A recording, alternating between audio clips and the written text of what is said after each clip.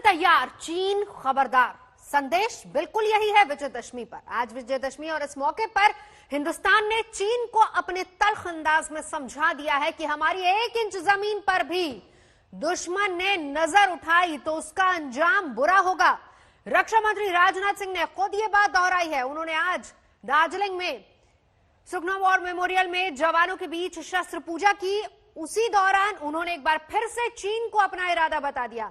और दूसरी तरफ आरएसएस प्रमुख मोहन भागवत ने भी चीन के विस्तारवादी नीति पर करारी चोट की है। उन्होंने बताया है कि कैसे चीन को हमारे वीरों ने करारा जवाब दिया और वो भारत के एक्शन से पूरी दुनिया में बेनकाब हो गया।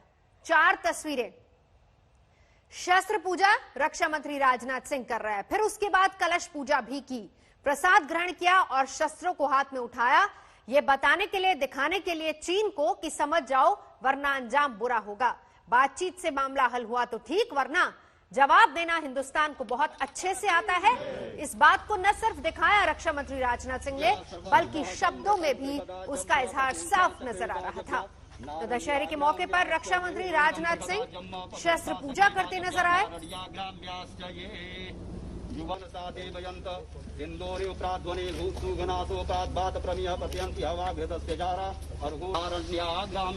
श्रीखंडम चंदनम दिव्यम गंधाढ्यम सुमनोहरम विलेपनम सुरश्रेष्ठम चंदनम प्रतिगृह्यतां चंदनम समर्पयामि अक्षन्नमी मदंत हेव प्रिया अधूषत अस्तो शतसभानवो।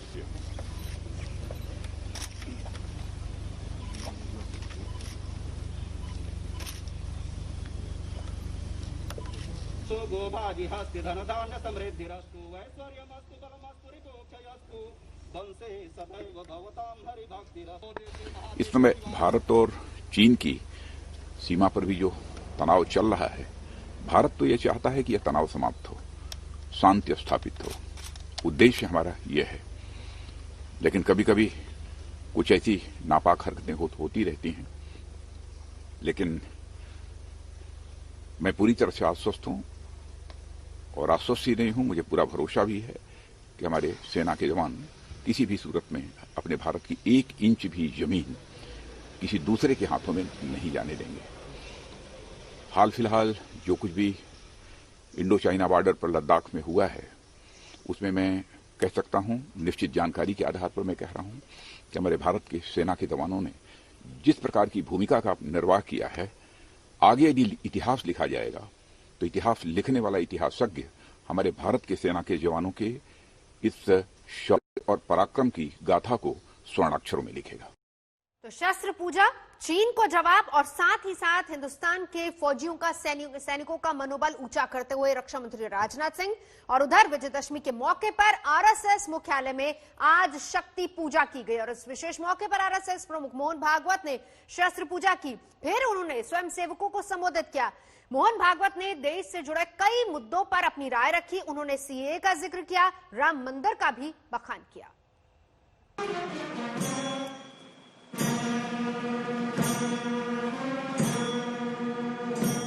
9 नवंबर को सुप्रीम कोर्ट का असंदिग्ध निर्णय राम जन्मभूमि के बारे में आया।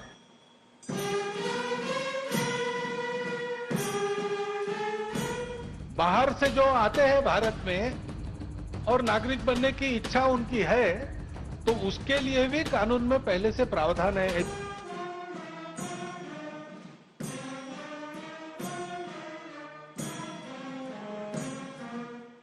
इस बार भारत ने उसकी जो प्रतिक्रिया दी, उसके कारण वो सहम गया।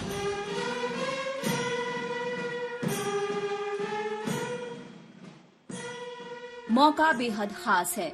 विजयदशमी की धूम है। देश इस पावन पर्व को मना रहा है। संघ मुख्यालय से आई ये तस्वीरें उसी पल की गवाही दे रही हैं। विशेष दिन पर भागवत ने उस परंपरा को नमन किया जो साल दर साल होता आया है। नागपुर के रेशमिया बाग में आयोजित कार्यक्रम में उन्होंने पारंपरिक अंदाज में शस्त्र पूजा की। गंगा जल और पुष्प अर्पण कर भागवत ने शस्त्र को नमन किया।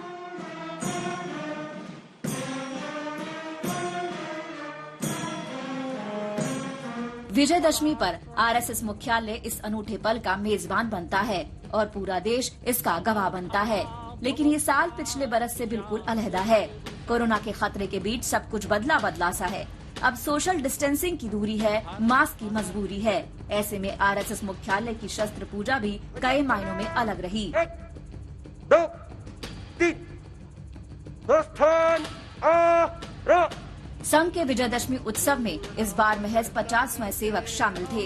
कोरोना के खतरे को देखते हुए हर कोई दूरी बनाकर मास्क में मौजूद था। खुद भागवत ने भी बताया कि कोरोना काल ने कैसे जिंदगी को प्रभावित किया है। सभी दिशा में बहना है। मोहन भागवत ने अपने संबोधन में राम मंदिर का भी जिक्र किया। उन्होंने सुप्रीम कोर्ट के फैसले की तारीफ करते हुए कहा कि 9 नवंबर को राम जन्मभूमि ऐतिहासिक फैसला आया और देश ने पूरे संयम के साथ इसे माना। 9 नवंबर को सुप्रीम कोर्ट का असंदिग्ध निर्णय राम जन्मभूमि के बारे में आया और एक इतिहास बना। एक मत से निर्णय था, सारे देश ने स्वीकार किया और बहुत सुंदर वातावरण में समझदारी के साथ, संयम के साथ समाज ने उसको स्वीकार किया। आरएसएस प्रमुख ने नागरिकता संशोधन कानून को लेकर हुई सियासत पर भी अपने विचार रखे। उन्होंने सीएए पर सियासत करने वालों पर निशाना साधा। जो भारत के नागरिक है उनके लिए उसमें कुछ खतरा नहीं था। बाहर से जो आते हैं भारत में और नागरिक बनने की इच्छा उनकी है तो उसके लिए भी कानून में पहले से प्रावधान है। ऐसे लोग भी बन सकते हैं वो पूरी प्रक्रिया करने के बाद। वो प्रक्रिया वैसी की वैसी है, उसमें कोई बदल नहीं है। उन्होंने एलएसी पर अप्रैल से जारी तनातनी को लेकर भी चीन की नीयत पर सवाल उठाए।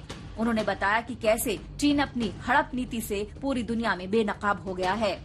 चीन ने इस कालावधि में अपने और सामरिक बल के गर्व में, अभिमान में हमारी सीमाओं का जो अतिक्रमण किया और जिस प्रकार व्यवहार किया और कर रहा है, केवल हमारे साथ नहीं सारी दुनिया के साथ। लेकिन और एक अंतर ऐसा है कि इस बार भारत ने उसकी जो प्रतिक्रिया दी उसके कारण वो सहम गया, धक्का मिला उसको। एक संघ मुख्यालय में विजयदशमी पर आयोजित कार्यक्रम में आरएसएस प्रमुख कई मुद्दों पर अपनी राय रखते हैं। पिछले साल भी मोहन भागवत ने 370 को खत्म करने पर मोदी सरकार की जमकर तारीफ की थी, तो मॉब लिंचिंग जैसे मुद्दों पर भी बेबाकी से अपनी राय रखी थी।